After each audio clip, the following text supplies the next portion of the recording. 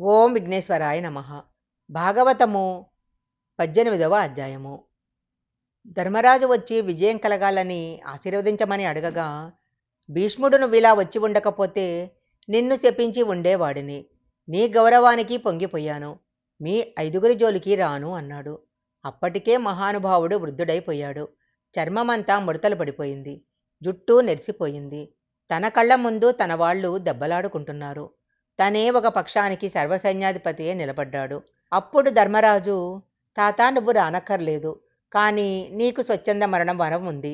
యుద్ధంలో నువ్వు ధనస్సు పట్టుకొని ఉండగా ఎవరూ నిన్ను కొట్టలేరు. నువ్వు యుద్ధంలో ఉంటే ఎలా తాత అని చేతులు నిలిమాడు. ఇప్పుడు ఆ విషయం అడగొద్దు. కొన్నాళ్లు పోయాక కనపడు చూద్దాం అన్నాడు భీష్ముడు. మా యోగక్షేమాలు మాత్రం దృష్టిలో పెట్టుకో అని చెప్పి ధర్మరాజు వెళ్ళిపోయాడు.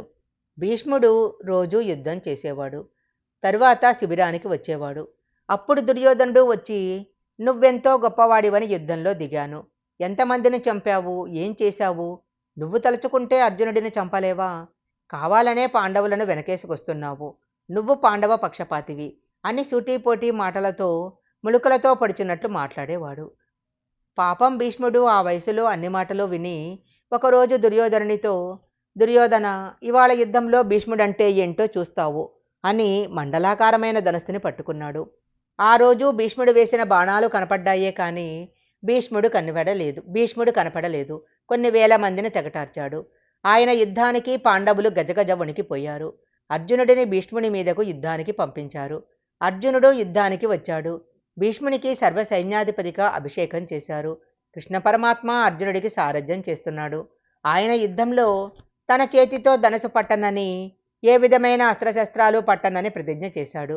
ఆ విషయము దూతలు వచ్చి భీష్మునికి చెప్పారు. అప్పుడు భీష్ముడు, సర్వసైన్యాధిపతిగా నేను ప్రతిజ్ఞ చేస్తున్నాను. ఈరోజు కృష్ణుడి చేత అస్త్రం పట్టిస్తాను అన్నాడు. కృష్ణుడు పరమాత్మ అని భీష్ముడికి తెలుసు. అలాంటి కృష్ణునితో అస్త్రం పట్టిస్తాను అన్నాడు. ఇప్పుడు ఈశ్వరుని ప్రతిజ్ఞ నెరవేరుతుందా, భక్తుని ప్రతిజ్ఞ నెరవేరుతుందా? ఆ రోజు భీష్మాచార్యులతో చేసిన యుద్ధంలో అర్జునుడు ఎన్ని ధనస్సులు తీసుకున్నా విరిగిపోయాయి. అంత సవ్యసాచి ఎందుకూ పనికి రాకుండా పోయాడు. భీష్ముడు కొట్టిన బాణాలకు కృష్ణ పరమాత్మ కవచం చిట్లిపోయింది.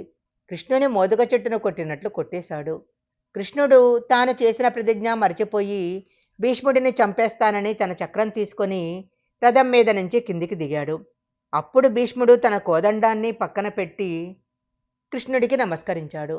10 రోజుల యుద్ధము పూర్తయిన తర్వాత ధర్మరాజు కృష్ణుడిని పిలిచి ఇలా అన్నారు. పితామహుడు యుద్ధం చేస్తుంటే ఇక మనం యుద్ధం చేయలేము. ఆయన సామాన్యుడు కాదు, అరివీర భయంకరుడు. ఆయనను యుద్ధం నుంచి ఆపటం ఎలా అని పరమాత్మను అడిగాడు. అప్పుడు కృష్ణ పరమాత్మ ఇలా అన్నారు.